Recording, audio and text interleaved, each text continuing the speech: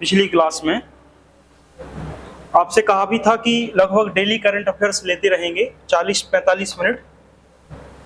ये भी current affairs का ही पार्ट है जो आपके में लगभग सुपर टेट में 30 नंबर की करंट अफेयर्स आएगी, पूरी समसामयिक की, चाहे वो पूरा वर्ल्ड के अंतर्गत हो यानी कि विश्व हो, भारत यानी देश के अंतर्गत हो, और स्टेट यानी यूपी के अंतर्गत हो।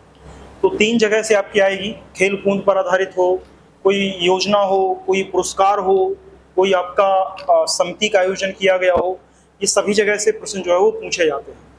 तो ये 30 प्रश्न पर आपको सबसे ज्यादा फोकस करना है। हम बार बार आपसे ये चीज कहेंगे, हम तो कोशिश करेंगे ही कि आपको पूरा का पूरा 30 नंबर का करंट अफेयर्स कोशिश करेंगे कि इम्पोर्टेंट सारे आपको पढ़ा दिए जाएं और फंस भी जाएं पेपर में, इस प्रकार से पाया जाए। लेकिन फिर भी हमने ये बात स्टार्टिंग से ही कहा है कि चूंकि अब इतनी ज़्यादा चीज़ें डेवलप हो चुकी हैं कि हो सकता अकेले हम ना सोच पाए इतना ज़्यादा, तो आप खुद भी प्रयास करते रहेंगे साथ साथ। करंट अफेयर्स आप हमसे तो पूरा पढ़ेंगे ही पढ़ेंगे, मतलब इतना तो आपको मिनिमम पढ़ना ही है। फिर इसके अलावा अगर आप चाहें तो और ज़्यादा भी क्या कर सकते हैं, करंट अफेयर्स पढ़ सकते हैं कहने को, ठीक है। तो हमने इसके पहले जो है वो पूरा का पूरा वृक्ष देखा था। ये पूरा का पूरा वृक्ष हमने आपको पढ़ाया था कि वृक्ष के अंतर्गत पूरी योजनाएं हमने आपको बताई थी कि क्या वृक्ष होता है, किस प्रकार से। तो ये पूरा का पूरा वृक्ष आपको पढ़ाया था, यानी कि स्टार्टिंग से लेके कि आखिर वृक्ष है क्या, वृक्ष होता क्या है, इसकी स्थापना कब हुई, वृक्ष के अंतर्गत हमें क्या करना है, ये पूरा का पूरा हम किसके अंतर्गत पढ़े हुए थे, वृक्ष के अंतर्गत जो है वो हम पढ़े थे। ये वृक्ष कोई वो नहीं कि ये केवल एक नाम है, ये 5 उभरती हुई अर्थव्यवस्थाओं का एक समूह है, जिसमें बी का मतलब ब्राजील रहता है, आर का मतलब रसिया रूस रहता है, आई का मतलब इंडिया भारत रहता है, सी का मतलब चाइना और एस का मतलब साउथ अफ्रीका यानी दक्षिण अफ्रीका रहता है। तो 5 जो उभरती अर्थव्यवस्थाओं का एक समूह है जो आपस में एक दूसरे से जुड़े हुए हैं। हर साल इनका शिखर सम्मेलन आयोजित होता है, नए मानक तय होते हैं। ये भी हमने आपको बताया था कि ये किसके लिए बनाया गया था, क्योंकि जो विकसित कंट्रियां हैं, अगर वो जैसे सपोज दैट अमेरिका ही है, अमेरिका आपने देखा होगा यूएसए जब देखो तब भारत को आंख दिखाता है, कहने का मतलब यही है। कहता है कभी हम टैक्स ज्यादा बढ़ा देंगे, कभी हम दर ज्यादा बढ़ा देंगे, तो भारत के लोग जो है वो बहुत परेशान हो जाते हैं। निश्चित सी बातें होती हैं, क्योंकि भारत का जो पूरा का पूरा कंप्यूटर सिस्टम वाला जो सिस्टम है, आप यूट्यूब देख लो, फेसबुक देख लो, आप सारी चीजें देख लो, यहाँ से उठा के सारी चीजें, गूगल देख लो, एआई देख लो, वो सब यूएस के द्वारा संचालित किए जा रहे हैं। तो भारत बहुत कुछ निर्भर है, बहुत हद तक बहुत ज्यादा निर्भर है।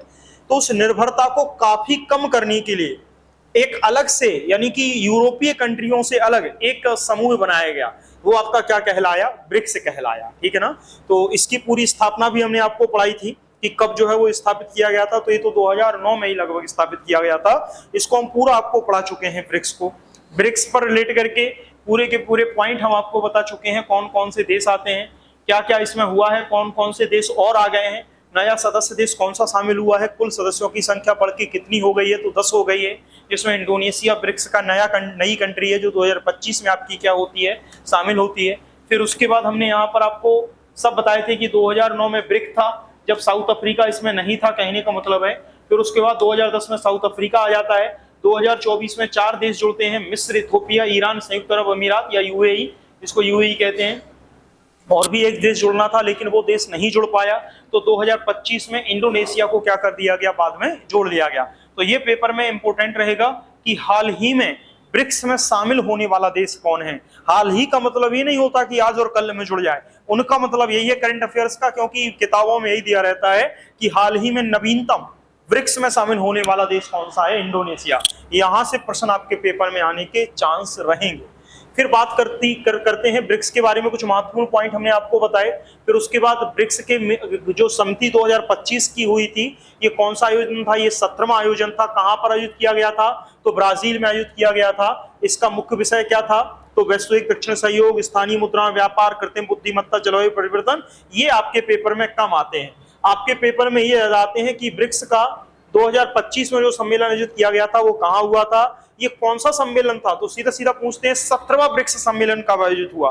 तो 2025 में जो आयोजित हुआ है वो 17वां सम्मेलन था, वो कहाँ हुआ है, ब्राजील में हुआ है। उसकी अध्यक्षता ब्राजील ने की है। फिर इसके बाद हमने आपको कहा था कि ये भी आपको बताया था कि जो 2025 के बाद जो 2026 में आयोजित होगा वो 2026 में कहां पर आयोजित होगा? तो भारत में 2026 का क्या होगा आपका? आयोजित होगा। प्रस्तावित है 2 से 3 सितंबर 2026 को भारत की नई दिल्ली में क्या किया जाएगा? ब्रिक्स का 18वां शिखर सम्मेलन आयोजित किया जाएगा, जो कि नई दिल्ली में आपका क्या है? प्रस्तावित है। फिर इसमें यह भी बताया था कि ब्रिक्स की कुछ संस्थाएं हैं, जैसे कि आपकी न्यू डेवलपमेंट बैंक है जो 2015 में स्थापित है, शंघाई चीन में इसका मुख्यालय है। ये कॉन्गिनेट रिजर्व अरेंजमेंट है जिसको सीआरए कहा जाता है, ये कम आता है, इसको आप स्किप कर दो, तो हमने आपसे पहले ही कहा था। ये पूरे का पूरा बताया था कि स्टार्टिंग से लेके वहां तक कि पहला, दूसरा, तीसरा, चौथा, पांचवा आयोजन कहाँ हुआ? तो ये BRIC से पूरे देश के नाम थे। छठवां, सातवां, आठवां, नौवां, 10वां, 11वां, 12वां, 13वां, 14वां, 15 और 17, 16 और 18, क्योंकि 16 यहाँ हुआ और 17 यहाँ हुआ और 18वां कहाँ होगा? इंडिया में। कब? 2 से 3 सितंबर 2026 को ये हाल ही में आयोजित किया जाएगा। इसमें जो भी घटनाएं क्रम घटित होंगे वो आपके पेपर के लिए इंपॉर्टेंट रहेंगे, वो तब तक हम आपको अपडेट करा देंगे, इसी में जुड़वा देंगे कि क्या क्या बातें ब्रिक्स के लिए आई हैं। क्योंकि ब्रिक्स आएगा तो इसका एक लोगो आएगा, ब्रिक्स की थीम आएगी, किस किस पर विचार विमर्श किया गया है इन 5 कंट्रियों के द्वारा, यानी कि 5 नहीं अब तो 10 हो गई हैं, तो पूरी की पूरी वो आपको याद रखना है। अब साथ में यहीं पर जैसे अब कहे कि पूरे विश्व के थोड़ी ना आप पूरे नेताओं के नाम याद करेंगे, पूरे विश्व के थोड़ी ना आप प्रधानमंत्रियों के नाम याद करेंगे, पूरे विश्व के थोड़ी ना राष्ट्रपति के नाम याद करेंगे, लेकिन इन 4 महीने में जो जो भारत में आए हैं या भारत के प्रधानमंत्री साहब जिस जिस देश के प्रधानमंत्री या राष्ट्रपति से हाथ मिला के आए हैं, उनका नाम तो तुम्हें याद रखना ही पड़ेगा, क्योंकि वो आपके पेपर के लिए इंपॉर्टेंट बनेगा। कहने का मतलब ये नहीं आपको हार्ड वर्क नहीं करनी है, सही बात तो ये है, आपको स्मार्ट वर्क करना है। स्मार्ट वर्क का मतलब है कि हमें क्या याद रखना है। भाई इतनी छोटी सी मेमोरी है, क्या क्या याद होगा? समस्या तो यही है, एक याद करते हैं तो दूसरा भूल जाते हैं। तो आपको केवल यही करना है, एक तो आदत डाल लेना कि डेली हमको करंट अफेयर्स पढ़नी है। डेली मतलब ये नहीं कि आप जब पढ़ोगे, जब पेपर आ जाएगा तब हम डेली पढ़ना स्टार्ट करेंगे, तो फिर आप केवल सिलेबस पूरा करते रहोगे, फिर करंट अफेयर्स नहीं होने वाली। करंट अफेयर्स का मतलब क्या है कि आप डेली पढ़ो, तो आपको लास्ट टाइम तक वो अपने आप याद हो जाएगी। अंत में तो चीजें छूटती ही हैं, चाहे हम हो चाहे कोई हो, एक साथ कोई कवर नहीं कर सकता। तो करंट अफेयर्स आप हम इसलिए स्टार्टिंग से ही लेके चल रहे हैं। मैथ पढ़ा रहे हैं, वो चाहते हैं मैथ इसलिए कि हम 2 महीने के अंदर अंदर पूरी मैथ से खत्म कर दें और मैथ से हमारा पिंड छूट जाए और हम केवल और केवल करंट अफेयर्स और जो और सब्जेक्ट है उन पर फोकस करें। तो यहाँ पर जो ये आपको डेली पढ़ना है, चाहे आधा घंटा पढ़ो, चाहे सुबह उठ के जब सो तो बगल में कॉपी रख लो और सुबह उठो तो एक नजर देख लो कि हम क्या क्या पढ़े थे कल, बस केवल इतना सा करते रहना, हो जाएगा काम। ये ब्रिक्स का 18वां शिखर सम्मेलन बता दिया था कि कहां पर है, प्रस्तावित है ये। अब ये कुछ क्वेश्चन करा दिए थे हमने ब्रिक्स के ऊपर, जो 10 क्वेश्चन बने थे, लेकिन अब यहां से जो हमको पढ़ना है वो G7 पढ़ना है।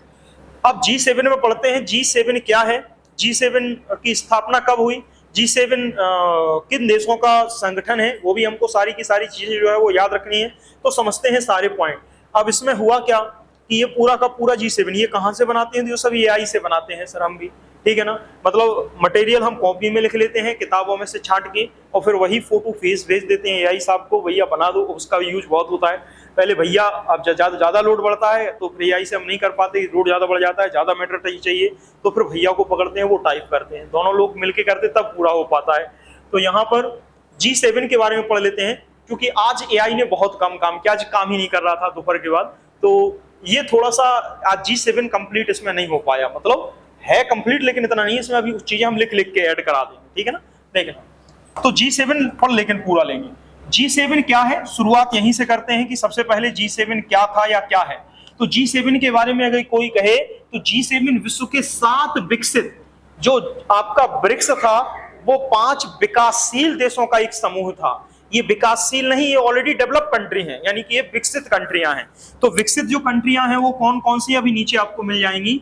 और औद्योगिक लोकतांत्रिक देशों का समूह है, यानी पूरे विश्व में जो 7 कंट्रियां थी जो अपने आप को विकसित मानती हैं, यानी विकसित मानती नहीं है, वो विकसित हैं।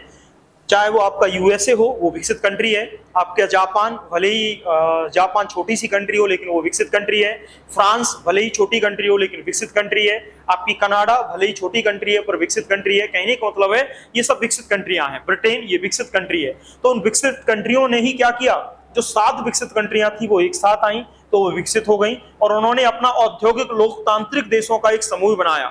औद्योगिक का मतलब क्या, उद्योग का मतलब आप भी जानते हैं, यानी कि उद्योग को एक दूसरे में साझा करने के लिए। कहने का मतलब है हमारे यहाँ पर जिस चीज की अधिकता होती है हम उसको आपको भेज देंगे, आपके यहाँ पर जो अधिकता होती है आप क्या कर दो, वो हमारे पास भेज दो। दोनों की जरूरतें क्या हो जाएंगी, पूरी हो जाएंगी। और अगर किसी को जरूरत पड़े तो जरूरत पड़ने पर हम एक दूसरे की क्या करेंगे, मदद भी करेंगे, आर्थिक मदद भी करेंगे। हम किसी प्रकार का अन्य सहयोग की जरूरत पड़े तो हम उस प्रकार का भी सहयोग देने के लिए तैयार रहेंगे। तो शुरुआत होती है यहाँ से।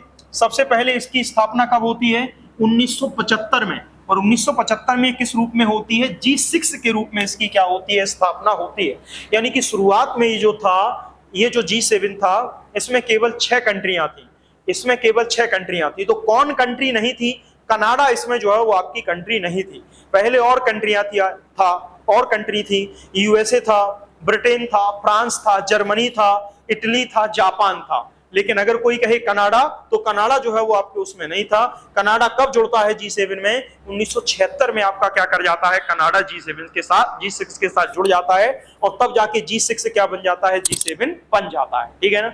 आगे चल के एक काम और होता है, इस चीज को एआई साहब ने टाइप नहीं किया, हमने बहुत कहा कर दो कर दो, बोले नहीं कर रहे। इसके बाद एक काम और हुआ 1998 में।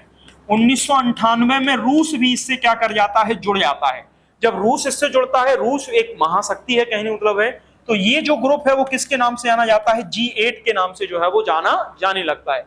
लेकिन कुछ ही समय तक G8 के नाम से जाना गया। आप देखोगे पुराने इतिहासों में G7 की जगह इसका नाम G8 मिलेगा। और ये कब तक रहता है, रूस को 2014 तक रूस जो है वो आपका इसमें रहता है। लेकिन रूस क्या करता है, रूस के बगल में क्रीमिया, यानी कि जो क्रीमिया देश है, उस क्रीमिया पर रूस क्या कर लेता है, कब्जा कर लेता है।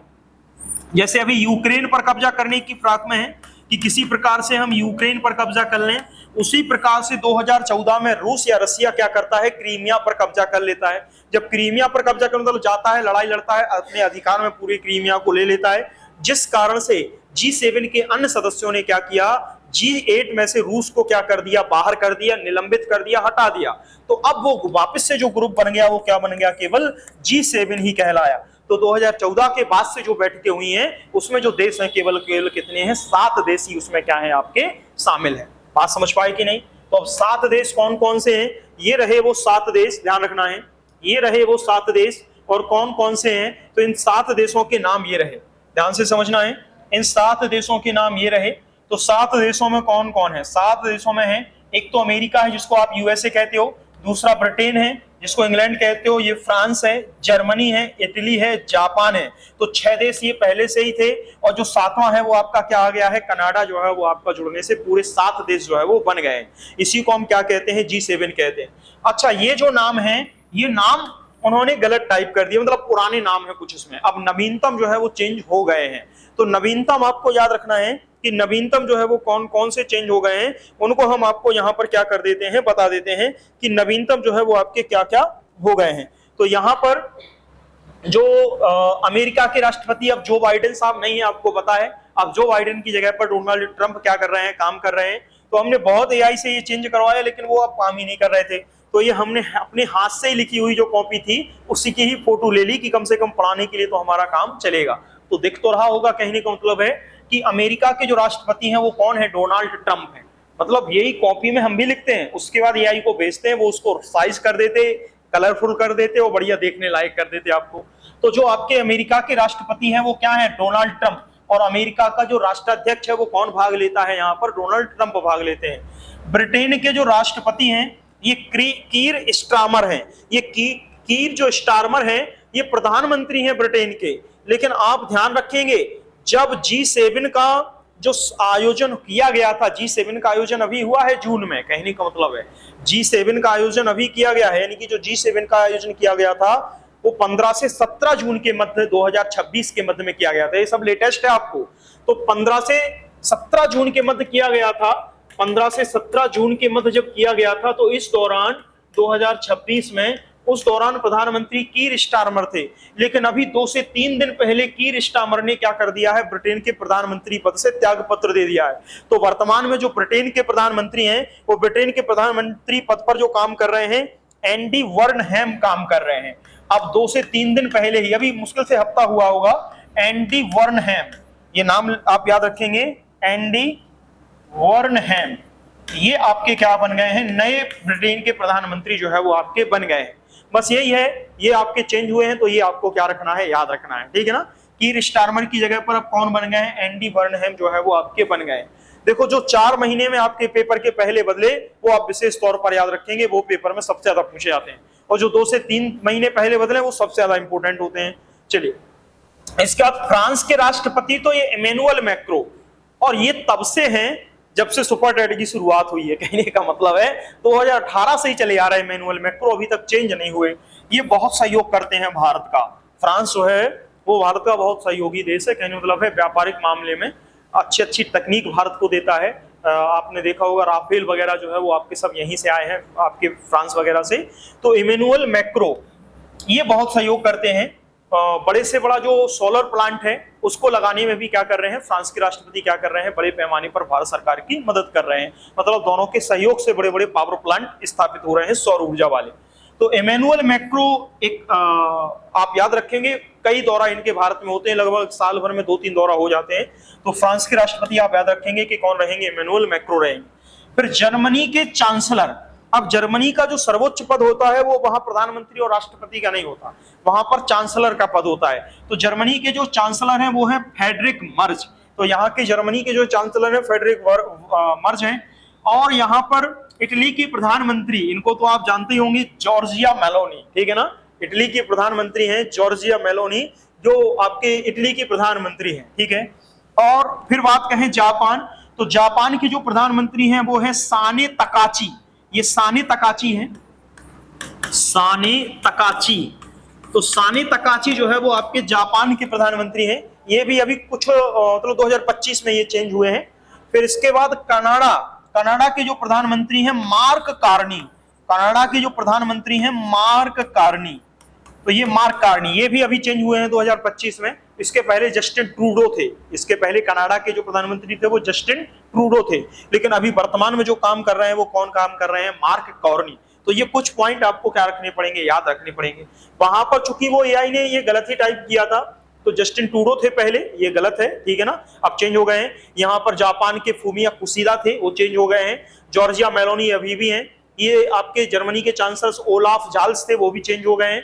इमैनुअल मैक्रो बराबर हैं। किर स्टारमर वो भी चेंज हो गए हैं, और जो बाइडेन वो भी आपके चेंज हो गए हैं। तो हमने नवीनता आपको याद रखने के लिए पढ़ाया है, ये नवीनता आप डाटा याद रखेंगे जो आपके लिए इंपॉर्टेंट रहेगा।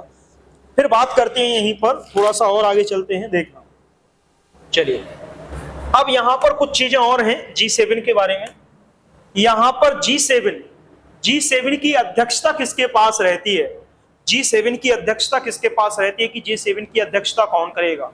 तो G7 की अध्यक्षता बदलती रहती है, किसी एक व्यक्ति के पास नहीं रहती। रोटेशन प्रणाली लागू है, लिखा है ना, रोटेशन प्रणाली। रोटेशन प्रणाली का मतलब क्या, मान लो ये 7 सदस्य हो गए, इस प्रकार से 7 के 7 सदस्य हो गए, ये मेज हो गई, ये 7 सदस्य हो गए इस प्रकार से, ठीक है ना। ये आपके ये हो गए 7 सदस्य। अब ये जो 7 सदस्य हैं, तो इनकी जो कुर्सी है वो बदलती रहती है, कहने मतलब है अभी अध्यक्षता ये करेंगे तो अगली बार ये करेंगे, फिर ये करेंगे, फिर ये करेंगे, फिर ये करेंगे, फिर ये करेंगे, और फिर ये करेंगे। तो जो रोटेशन प्रणाली लागू है, इस प्रकार से रोटेशन जो है वो चलता रहता है, उसके आधार पर अध्यक्षता बदलती रहती है, कोई फिक्स इसका अध्यक्ष नहीं होता। यहां पर अध्यक्षता कौन करेगा, जिस देश में उसका आयोजन किया जाएगा उसी देश का राष्ट्रपति या उस देश का राष्ट्राध्यक्ष वहां की क्या करेगा, उस G7 की क्या करेगा, अध्यक्षता करेगा। तो यहाँ लिखा भी है, जिस देश के पास अध्यक्षता होती है वही वार्षिक शिखर सम्मेलन का क्या करता है, आयोजन करता रहता है। तो जिस देश में आयोजन होगा वही वहां का क्या कहलाएगा, राष्ट्राध्यक्ष कहलाएगा, वही वहां का क्या होगा, अध्यक्ष बन जाएगा उस टाइम के लिए। जैसे ब्रिक्स में भी यही होता है, ब्रिक्स का भी जो अध्यक्ष है वो भी फिक्स नहीं है, बदलता रहता है। कहने का मतलब है वहां की भी अध्यक्षता बदलती रहती है। जैसे अब भारत में आएगा तो अब भारत के प्रधानमंत्री उसकी क्या करेंगे, उस शिखर सम्मेलन की अध्यक्षता करेंगे। तो यहाँ पर भी जो है वो आपका क्या करता है, इसका आयोजन जो है वो आपका अध्यक्षता बदलती है। कुर्सी बनी तो थी, हमने क्यों बनाई, ये आपकी पूरी की पूरी राउंड टेबल के अकॉर्डिंग 7 हैं, और 7 के आसपास जो है वो चीजें घूमती रहती है। चलिए, अब बात करते हैं इसका मुख्यालय। तो और बढ़िया है, इसके मुख्यालय है ही नहीं, ना तो इनका मुख्यालय है G7 का, ना ही कोई सचिवालय है, तो हमें याद नहीं करना। भाई ब्रिक्स का तो याद भी रखना पड़ेगा, इसका तो कोई मुख्यालय या सचिवालय है ही नहीं, तो ये अच्छी बात है, पेपर के लिए इंपॉर्टेंट पॉइंट है कि G7 का कोई स्थायी मुख्यालय है नहीं है, G7 का कोई स्थायी सचिवालय है नहीं है, G7 का कुछ भी स्थायी मुख्यालय या सचिवालय नहीं है। अब बात करते हैं भारत की, क्या भारत G7 का सदस्य है? क्या भारत को G7 की सदस्यता प्रदान की गई है? नहीं। जब हमने आपको G7 पढ़ाया तो उसमें 7 कंट्री पढ़ाई, उस 7 कंट्री में कहीं भी भारत का नाम नहीं लिया, तो भारत वहां का क्या नहीं है, सही, आपका भारत जो है वो आपका सदस्य देश नहीं है। लेकिन फिर भी भारत G7 का सदस्य नहीं है, उसके बावजूद भी भारत को क्या किया जाता है, विशेष आमंत्रण के तौर पर क्या किया जाता है, इसमें बुलाया जाता है। हर बार भारत को क्या किया जाता है, बुलाया जाता है। तो अभी तक भारत जो है वो कितनी बार भाग ले चुका है, तो कुल याद रखना है, कुल भारत जो है वो 13 बार भाग ले चुका है। कुल भारत जो है वो 13 बार भाग ले चुका है। लेकिन लगातार अगर कोई पूछे तो लगातार 7 बार अभी भारत क्या लिया है, भारत ने भाग लिया है। तो ध्यान रखना कि भारत सिर्फ और सिर्फ सदस्य देश नहीं है, ये विशेष आमंत्रण पर क्या करता है, भारत पहुंचता है जब भारत को क्या किया जाता है, बुलाया जाता है। तो G7 में जब G7 का आपका शिखर सम्मेलन आयोजित होता है या G7 आयोजित होती है, तो वहां पर भारत को क्या किया जाता है, बुलाया जाता है। अब अकेले भारत को नहीं बुलाया जाता, और भी देश हैं जिनको बुलाया जाता है। संयुक्त अरब अमीरात को भी बुलाया जाता है, कहने का मतलब है UAE जो देश है उसको भी बुलाया जाता है, यानी कि और भी कंट्रियां हैं उनको भी क्या किया जाता है, यहाँ पर बुलाया जाता है। ये नहीं कि अकेला भारत को ही क्या कर लिया जाए, बुला लिया जाए। आपका केन्या हुआ, साउथ अफ्रीका का, मतलब अफ्रीका महाद्वीप का केन्या हुआ, यूक्रेन हुआ, इन सभी देशों को भी आमंत्रण भेजे जाते हैं जिस प्रकार से भारत को भेजे जाते हैं। तो भारत जाता है, अन्य देश भी आते हैं। अब ये क्या कर रहे हैं, तो यहाँ भारत क्यों यहाँ पर आया है, भारत की भागीदारी किसके लिए है, व्यापार, जलवायु, ऊर्जा, AI और वैश्विक दक्षिण ग्लोबल जैसे मुद्दों पर महत्वपूर्ण मानी जाती है। क्योंकि यहाँ पर दक्षिण एशिया में भारत एक महाशक्ति के रूप में है, एक उभरती हुई अर्थव्यवस्था के रूप में है, इसलिए भारत को क्या नहीं किया जा सकता, दरकिनार नहीं किया जा सकता। G7 के अंतर्गत कोई भी अगर पॉलिसी या नीति बनाई जाएगी तो उसमें भारत को क्या रखा जाएगा, भूमिका में रखा जाएगा, भारत के अकॉर्डिंग भी क्या बनाई जाएंगी, नीतियां बनाई जाएंगी। इसलिए भारत को क्या नहीं किया जा सकता, इससे अलग नहीं किया जा सकता। इसलिए भारत जो है वो आपका क्या किया जाता है, आमंत्रित किया जाता है। अब यहाँ पर कुछ पॉइंट हैं, और भारत अभी आमंत्रित हुआ था, अभी भारत आमंत्रित हुआ था। प्रधानमंत्री नरेंद्र मोदी साहब गए थे 15 से 17 जून, 15 से 17 जून प्रधानमंत्री नरेंद्र मोदी आपके गए थे। कहां पर इसका आयोजन हुआ था, तो 15 से 17 जून को 52वां शिखर सम्मेलन G7 का क्या किया गया था, आयोजित किया गया था। फ्रांस शहर में आपका क्या किया गया था, आयोजित किया गया था, जिसकी अध्यक्षता फ्रांस के राष्ट्रपति इमैनुअल मैक्रों के द्वारा क्या की गई थी, आयोजित की गई थी। अभी हम बाद में लिखा देंगे, आप परेशान मत होइए। तो यहाँ पर भारत गया था, और भारत ने फिर क्या किया, भारत ने G7 में सहयोगी देश के रूप में बैठे, लेकिन बाद में भारत ने सभी देश के राष्ट्राध्यक्षों से, पूरे के पूरे जो G7 के राष्ट्राध्यक्ष थे, सभी से द्विपक्षीय वार्ता भी की। द्विपक्षीय का मतलब क्या, देखो द्विपक्षीय का मतलब है एक हम रहेंगे और एक कोई दूसरा रहेगा। त्रिपक्षीय का मतलब हम रहेंगे, दूसरा रहेगा, एक तीसरा रहेगा। तीनों लोग मिलकर के एक मंच पर बैठेंगे, आपस में बातें करेंगे, अपनी व्यापार को बढ़ाने के लिए, आपस में किसी भी प्रकार का सहयोग एक दूसरे को प्रदान करने के लिए, सहयोग प्राप्त करने और प्रदान करने के लिए। तो भारत ने भी सभी देशों के साथ द्विपक्षीय वार्ता की। भारत ने कनाडा के साथ भी की, भारत ने आपका फ्रांस के साथ भी की, भारत ने आपका जर्मनी के साथ भी की, भारत ने इटली के प्रधानमंत्री के साथ, सभी के साथ द्विपक्षीय वार्ता की। USA के ट्रंप के साथ भी भारत ने क्या की, वार्ता की। तो द्विपक्षीय वार्ता भी वहां पर हुई। अब यहाँ पर G7 का काम क्या है, तो G7 के प्रमुख उद्देश्य देख लेते हैं। जो विश्व की अर्थव्यवस्था है उसको मजबूत बनाना इसका क्या है, उद्देश्य है। तो G7 का उद्देश्य क्या है, वैश्विक अर्थव्यवस्था को मजबूत बनाना, अंतरराष्ट्रीय सुरक्षा और शांति बनाए रखना। कहने का मतलब क्या, अभी जो G7 हुआ है इसमें मुख्य रूप से मुद्दा क्या छाया रहा, तो G7 में जो मुद्दा छाया रहा, अमेरिका और ईरान के मध्य का युद्ध जो है वो इसमें क्या रहा, छाया रहा। जिसमें ध्यान करो, ईरान और अमेरिका एक दूसरे के सामने आ गए। ईरान ने भी बहुत ताबड़तोड़ प्रतिकार किया है, और अमेरिका ने भी क्या किया है, बहुत कुछ हानि पहुंचाई है ईरान को। तो अमेरिका और ईरान का मुद्दा ही इसमें मुख्य रूप से क्या किया गया, छाया रहा। उसमें मुख्य रूप से अब देखो G7 में सब विकसित कंट्रियां थी, तो तो वो तो यही चाहते थे कि अमेरिका क्या करे, ईरान को रोक दे परमाणु शक्ति हासिल करने से। ईरान चाहता है, ईरान अमेरिका का युद्ध केवल एक मुद्दे पर है, ईरान चाहता है कि वो परमाणु संपन्न बन जाए, उसके पास भी अपनी परमाणु शक्ति आ जाए। अभी उसके पास एक भी परमाणु बम नहीं है। भारत के पास 180 के आसपास है, पाकिस्तान के पास 160 के आसपास है, कहने का मतलब है दोनों परमाणु शक्ति संपन्न देश हैं। लेकिन ईरान के पास एक भी परमाणु बम या परमाणु शक्ति संपन्न देश ईरान नहीं है। ईरान चाहता है कि वो परमाणु शक्ति संपन्न बन जाए, लेकिन अमेरिका को, अन्य यूरोपीय कंट्रियों को डर है कि अगर ईरान जो है वो परमाणु शक्ति संपन्न बन गया तो सबसे पहले बम किसके ऊपर पटकेगा, और वो पटकेगा इजराइल के ऊपर, और पूरा इजराइल को क्या कर देगा, खत्म कर देगा। एक दो परमाणु बम में इजराइल जो है की कहानी निपट जाएगी, क्योंकि इजराइल छोटा सा देश है और इजराइल अकेले ही काउंटर अटैक करता है। इजराइल बीच में एक देश है मैप पर, उसके चारों तरफ से पूरी की पूरी मुस्लिम कंट्रियां लगी हुई हैं, वो सभी को सातों के साथ अकेला लड़ता है और अगल बगल को भी नहीं छोड़ता। यही गलती थोड़ा आपका इजराइल कर गया। गलती क्या कर गया, उसे पता था कि ईरान एक अच्छी खासी सभ्यता है, पुरानी सभ्यता है, ईरान के पास बहुत ताकत है, बहुत पावर है, कहने का मतलब है। और वास्तव में अगर देखना, लड़ाई इंसान शुरू कर देते हैं, लड़ाई शुरू करना उनके हाथ में होती है, लेकिन खत्म करना उनके हाथ में नहीं होती। क्योंकि अगर आपको लग रहा है कि दो लोग लड़ रहे हैं, केवल ईरान और इजराइल लड़ रहे हैं, तो ऐसा भ्रम रहता है। ईरान के पीछे वो सारी ताकतें काम करेंगी जो इजराइल की एंटी होंगी।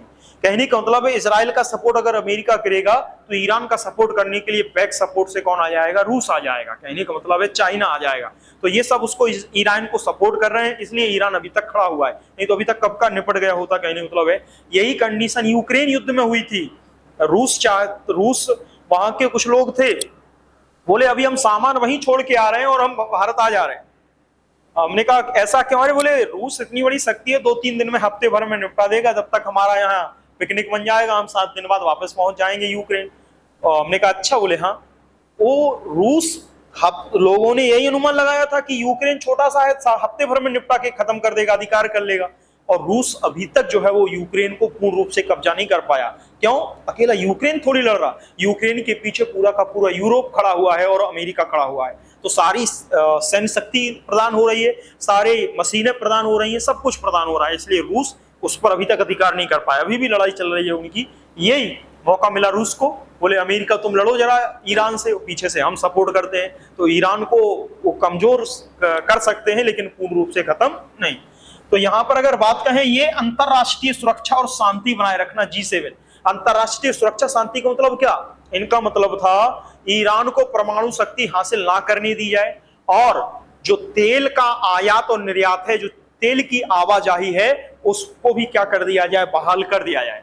क्योंकि ईरान ने क्या किया, ईरान ने सिर्फ एक काम किया, जो जल डमरू क्षेत्र था, कहने का मतलब है हॉर्मुज जो जल संधि थी उसको ब्लॉक कर दिया, हॉर्मुज जल संधि को ब्लॉक कर दिया, उससे एक भी जहाज को निकल नहीं दिया। बोले निकल के देखो हमारी बिना अनुमति के, हम देखते हैं आपको।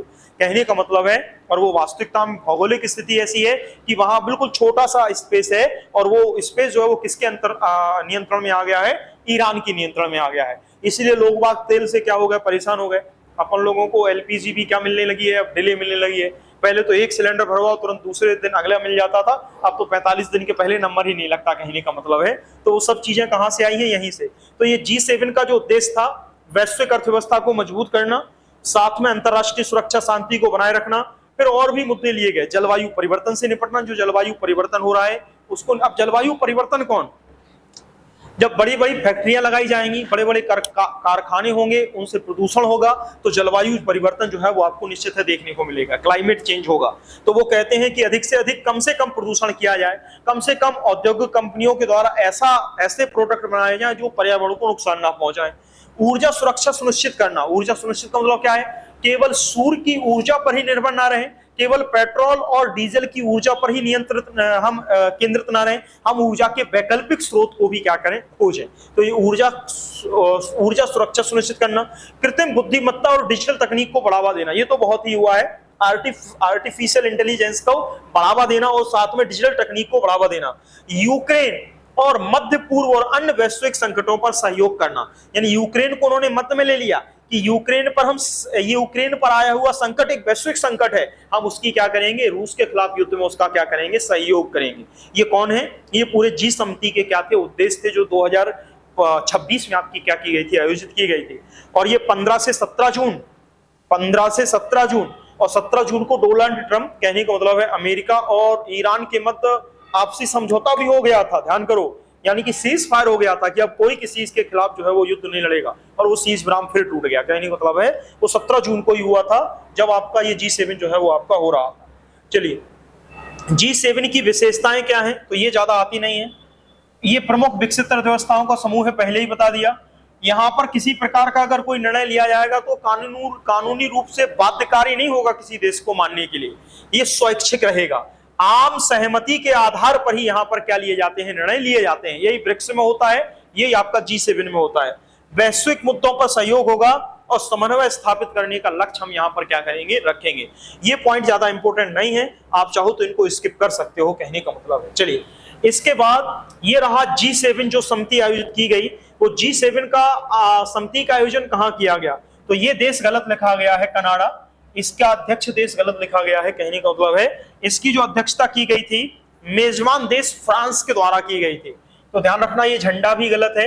इसका जो अध्यक्ष देश था वो कौन था, फ्रांस था, और फ्रांस ने इसकी अध्यक्षता की थी।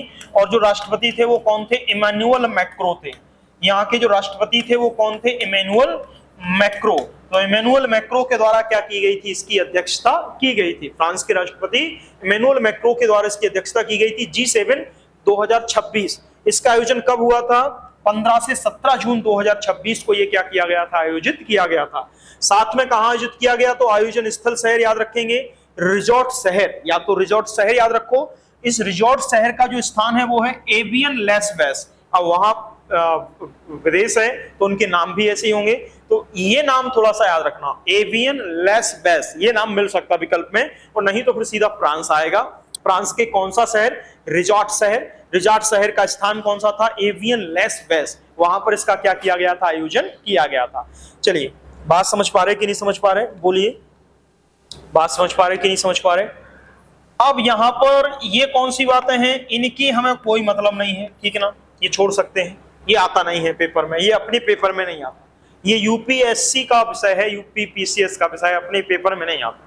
अपने पेपर में सिर्फ इतनी पूछी जाती हैं चीजें, आयोजन स्थल कहाँ है, कब आयोजित हुआ, किसने अध्यक्षता की, इसकी मेजबानी किस देश ने की, और ये कौन सा शिखर सम्मेलन है, ये नहीं लिखा है इसमें, हम लिख दे रहे हैं।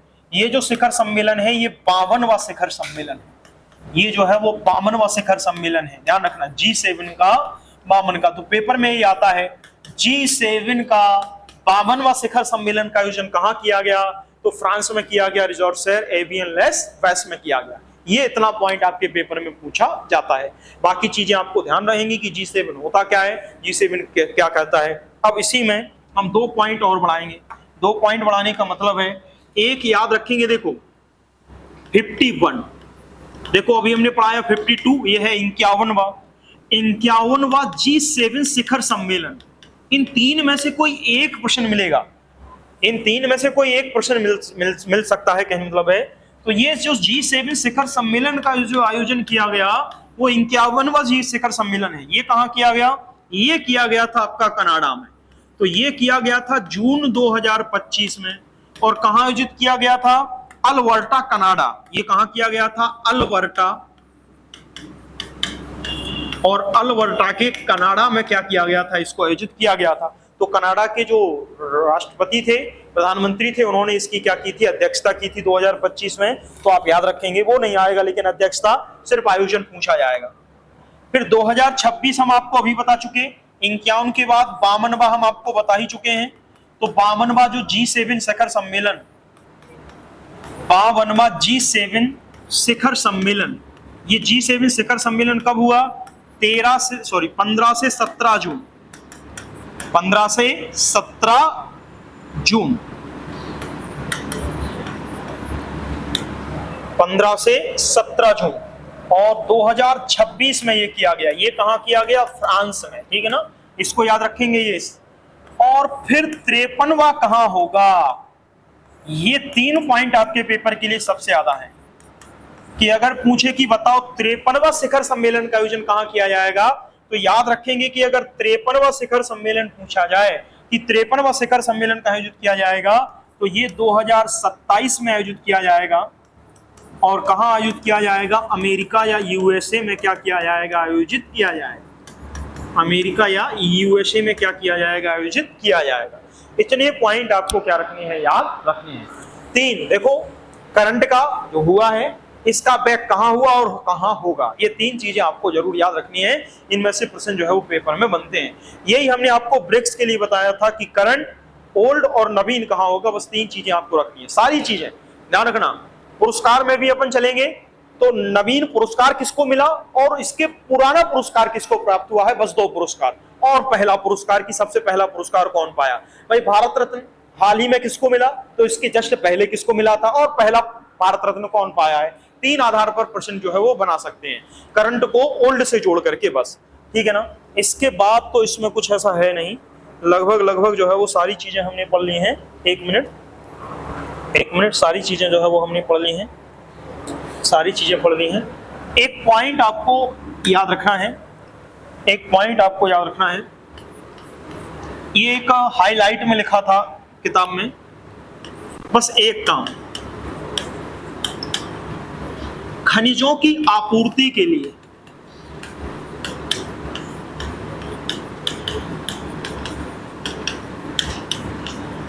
वैसे इतना डीप नहीं जाना चाहिए उन्हें, लेकिन अगर पूछ लें कि खनिजों की आपूर्ति के लिए किसकी स्थापना G7 के द्वारा की गई है, तो वो आप याद रखेंगे। खनिजों की आपूर्ति के लिए G7 के द्वारा जो स्थापना की गई है, क्रिटिकल मिनरल्स, यहाँ नाम लिख देते हैं हम, पढ़ लोगे एक बार भूल जाओगे, अपने आप वहां याद आ जाएगा विकल्प में। Critical minerals,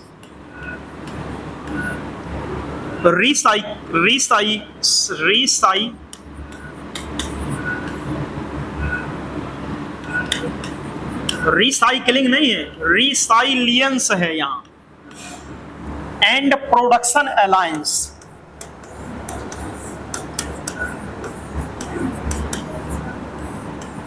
and production alliance.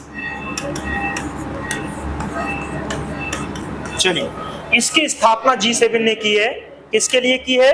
खनिजों की आपूर्ति को सुरक्षित रखने के लिए, खनिजों की आपूर्ति जो है वो आपकी व्यवस्थित होती रहे, इसके लिए critical mineral resilience and production alliance की क्या की गई है? स्थापना की गई है। इतना केवल हमको G7 के अंतर्गत क्या रखना है? याद रखना है, ठीक है। तो G7 में इतना ही पढ़ना है, इससे ज्यादा G7 आपको नहीं पढ़ना है। बाकी है तो बहुत, लेकिन उतना हमें नहीं पढ़ना है, बिल्कुल भी नहीं पढ़ेंगे। चलिए, अब 1-2 चीजें और, अब इसके बाद हम क्या क्या पढ़ेंगे, तो ये कुछ शिखर सम्मेलन जो है वो सारे पढ़ लेंगे। जैसे हम अगली क्लास में आपको क्वाड पढ़ा देंगे कि क्वाड क्या है, आसियान शिखर सम्मेलन क्या है, EPC शिखर सम्मेलन क्या है, रायसीना संवाद क्या है आपका, और अगर कहें भारत यूरोपियन शिखर सम्मेलन क्या है, विश्व सरकार शिखर सम्मेलन क्या है, विश्व आर्थिक मंच क्या है। मतलब जितने जितने शिखर सम्मेलन अभी हुए हैं हाल ही में, वो सारे के सारे शिखर सम्मेलन हम आपको पहले पढ़ा देंगे। तो आप शिखर सम्मेलनों से क्या हो जाओगे? फ्री हो जाओगे, कहने का मतलब है ये आपके प्रश्न पेपर में मिलेंगे 2 से 3 नंबर, ठीक है ना। तो ये कंप्लीट हो गया, तो हम यहीं रुक जाते हैं, और कुछ पूछना हो तो आप पूछ लो, बताइए सर। हाँ, कल का हम आपको मैसेज पर